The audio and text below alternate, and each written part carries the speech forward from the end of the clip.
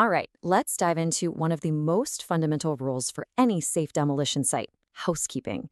Now, this isn't just about being neat and tidy, it's about building a predictable, secure environment where everyone can get their work done safely. So, let's get right into it.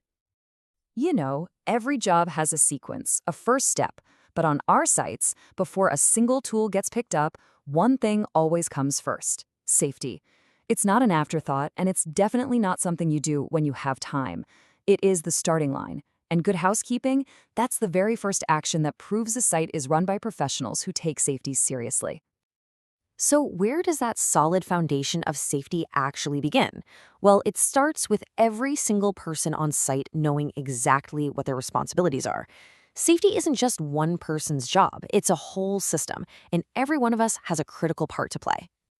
Now, take a look at this because it lays out that system perfectly. It's really a two-part equation.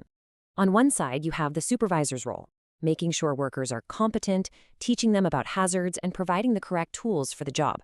And on the other side, you have the worker's responsibilities, being trained, identifying hazards, inspecting your own gear, and, this is absolutely crucial, reporting any concerns you see. It's a true partnership. One side just can't work without the other.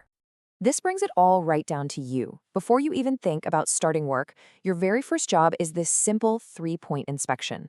Number 1, your work area. Number 2, your tools. And number 3, your PPE. This isn't on the foreman, it's on you.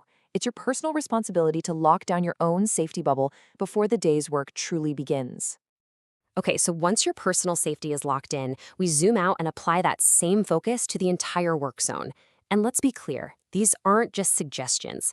These are the non-negotiable rules of the site that are there to keep every single one of us safe.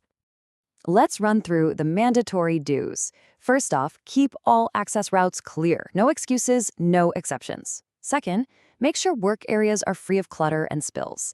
Third, keep that chemical storage organized. Fourth, you gotta make sure all cords and hoses are properly stored and managed. And finally, always use the designated loading zones. These are really simple actions, but they prevent the most common accidents out there. And now for the flip side, the absolute don'ts. These are the red lines we just never cross. Don't let debris and waste pile up. Don't block access to fire extinguishers or any emergency routes. Don't allow anyone who doesn't need to be there into hazardous areas. And when you're done with a task, don't just leave your tools lying around. Each one of these don'ts is a direct path to a serious accident. Let's just focus on that first don't for a second, because it is the big one. This really gets straight to the heart of it. Why are we so strict about debris? The reason is simple. It is the #1 cause of slips, trips, and falls on a job site.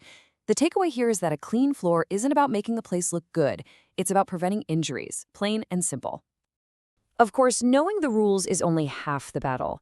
You also have to have the right tools to actually follow them. So let's talk about the toolkit you need to maintain a clean and safe site. Your safety toolkit really has 3 essential parts.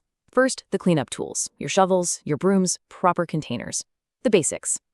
Second, your personal protection. That's your standard PPE, plus a respirator whenever it's required. And third, your emergency gear. You need to know where that first aid kit is at all times. If you're equipped in these 3 areas, you're prepared to work safely.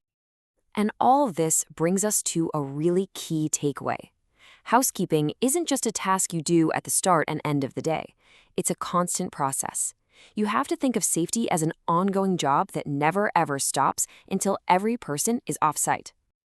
A huge part of this ongoing process is just communication.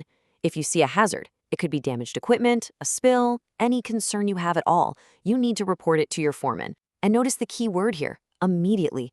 Don't wait. Don't think, oh, someone else probably saw it. Your voice is a critical part of the entire site safety system. Use it.